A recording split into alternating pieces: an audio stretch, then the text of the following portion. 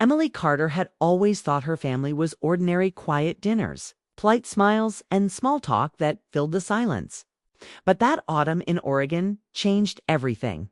Her mother, Laura, had gone to Seattle to take care of her sick mother, leaving Emily and her father, Richard, alone in the house. It was supposed to be just a few days. Emily didn't expect that those few days would open the door to something she wished she'd never discovered. At 23, Emily was at that strange age where you feel like an adult but still find comfort in your childhood home. After a painful breakup and the stress of city life, she'd come back home for peace. The house was the same, the smell of coffee in the morning, the soft ticking of the old clock in the hallway, but it felt different without her mother's voice echoing through it. Richard was trying, in his quiet way, to make her feel welcome. He offered her pancakes for breakfast, asked about her job search, and suggested they watch an old movie together. He seemed almost lighter, like he was trying to make up for lost time. But under that calm surface, something felt off. There was a distance in his eyes, a flicker of guilt she couldn't quite name. One evening, while setting the table for dinner, Emily noticed his phone light up on the counter. A message appeared, just a name she didn't recognize, and a small red heart at the end. It wasn't from her mother. Her stomach dropped. She froze, staring at it for a second too long. When her father walked in, she quickly turned away, pretending to be busy with the dishes. He picked up the phone fast, his tone suddenly careful. "Just work," he said when he noticed her glance. His voice was even, but his hands were trembling slightly.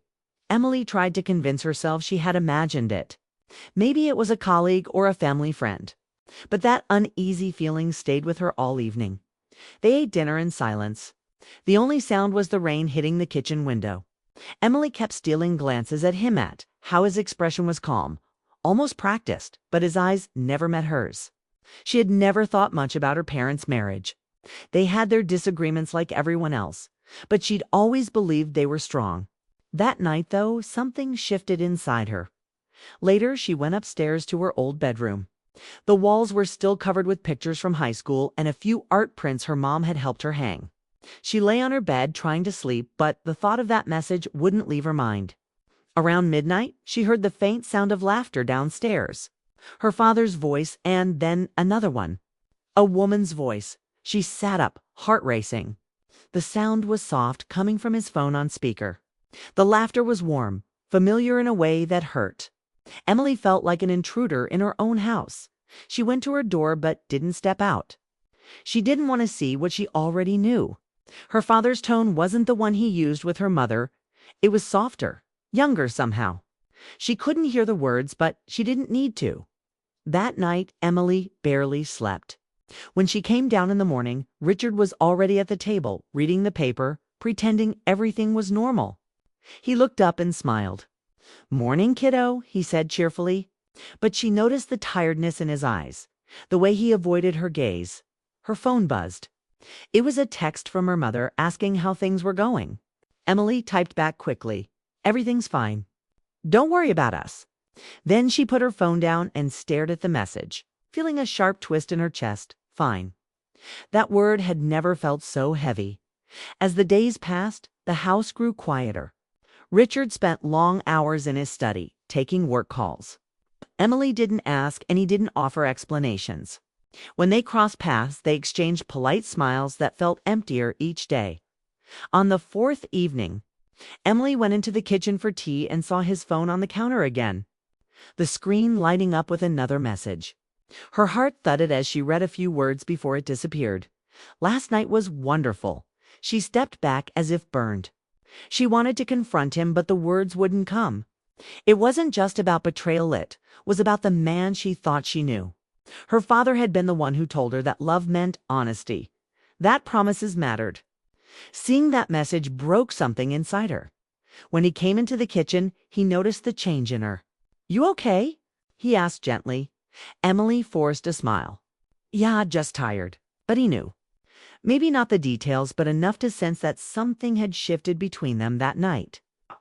Emily sat on the porch, wrapped in her mother's old shawl, watching the stars.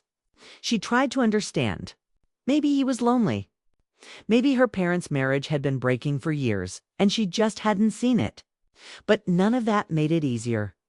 She thought of her mother's soft laugh, her endless patience, her faith in him. The idea of her finding out shattered Emily's heart. She couldn't bear the thought of being the one to tell her. The next morning, she decided to distract herself. She went out for a drive to the nearby town, bought groceries, and stopped by a small cafe she used to visit as a teenager. The barista recognized her, and for a few moments it felt like old times. But when she returned home, Richard was outside on the porch, talking on the phone again. His voice was low but warm to warm. When he saw her, he ended the call quickly. "How was your day?" he asked casually. Emily's heart ached. "Fine," she said again. That word had become her shield. Inside, she felt like shouting. She wanted to ask why. Why risk everything? Why betray Mom when she'd done nothing but love him? But every time she opened her mouth, fear stopped her. Fear of breaking the fragile illusion of family that still stood between them. That evening, while cleaning up, she found an unfamiliar bracelet on the kitchen counter. Simple silver, elegant, not her mother's. She held it in her hand, staring at it for a long time. The truth was no longer just a suspicion, it was right there in her palm. She placed it back quietly and went to her room. For hours, she sat by the window, watching the wind move through the trees. She thought about her father's laugh, her mother's kindness, the childhood memories that now felt distant. Around midnight, she heard a soft knock on her door. Can we talk?" her father asked. She hesitated before answering. "About what?" He sighed from the other side. "I just feel like something's bothering you." Emily swallowed hard. "I'm fine, Dad." There was silence. Then he said quietly, "You've grown up so much. I forget that sometimes." She didn't reply. He lingered for a moment before saying goodnight. She heard his footsteps fade down the hallway. When she finally fell asleep, her dreams were restless. In them, she saw her parents sitting at the dinner table, laughing together like they used to. But every time she reached for that image, it slipped away. The next morning, her mother called again. Emily could hear the hope in her voice, asking how things were going, if her father was eating well. Emily wanted to tell her everything, but she couldn't. She just said, "We're okay. Mom, just missing you." After hanging up, she sat on the edge of her bed fighting tears that evening. She found her father outside again, staring at the sunset. For the first time, she noticed how tired he looked, not just physically, but in his soul. He wasn't cruel, just lost. Maybe that was the saddest part. He turned to her and smiled faintly. "Your mom called me earlier," he said softly. "She'll be home next week." Emily nodded. "That's good." He looked away, his voice almost a whisper. "Yeah, it is." The silence that followed was heavy with everything they both knew but couldn't say. The truth had changed them. The father she once admired had become a stranger, and she didn't know how to love him the same way anymore that night. As she lay in bed, Emily realized something painful but clear sometimes. Love doesn't disappear with anger. Sometimes it fades with disappointment. And while her mother was still miles away, Emily felt the weight of what she now carried alone, the truth about her father, the secret that would sit between them long after this week was over. She didn't know what would happen when her mother returned, but she did know this. Their family would never be the same again. Still, somewhere deep inside, she hoped there was a way back, a way to forgive, to heal, to understand. But that was for another day. For now, all she could do was wait. To be continued. ... The days after the discovery were heavy with silence. Emily moved through the house carefully, avoiding her father's gaze when possible, but unable to stop noticing the small changes in him. Richard seemed distracted, his usual calmness shadowed by guilt. He spent more hours in his study, making calls that were quieter, longer, and more deliberate than before. Emily tried to distract herself by keeping busy sorting through old photos, going for long walks, and revisiting memories of her childhood. But the shadow of what she had seen and heard lingered. Like a cold whisper she couldn't shake. She found herself thinking constantly about her mother. Laura, how would she ever forgive Richard if she found out? Would she understand that people make mistakes? Even people who love deeply? Emily had always believed in fairness and honesty, and now she realized life wasn't always fair. Her parents' love had been imperfect, just like everything else in the world. She understood mistakes could happen, but that didn't make them easier to face. One afternoon, while Richard was out on a long errand, Emily sat at the dining table with her laptop. She didn't intend to send anything. She just needed to put words down to make sense of her emotions. She started writing a letter to her father, a letter that she could never say aloud. Her fingers moved quickly over the keyboard, her thoughts pouring out in a mixture of sadness, anger, and longing. Dad, I don't know when things went wrong. Maybe it's been happening for a long time, or maybe it was only in the last few days that I noticed. I saw things I shouldn't have, and now I feel like I know more than I want to. I don't hate you. I just feel disappointed. I don't understand why it had to happen, why Mom didn't see it, why I had to witness it in my own home. Her words were honest, raw, and unfiltered.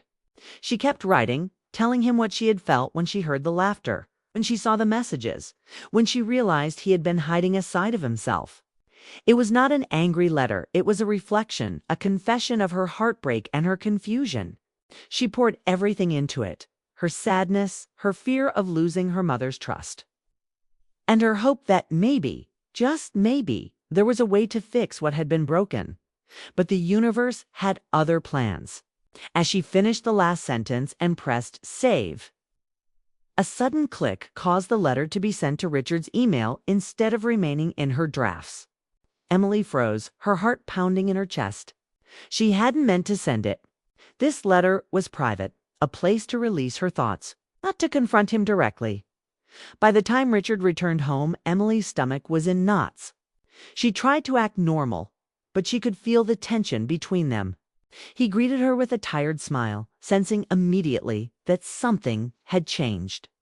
Emily didn't know how to look at him without guilt and fear colliding in her chest. Later that evening, she heard the soft click of his laptop opening in the study. Hesitant, she peeked through the doorway.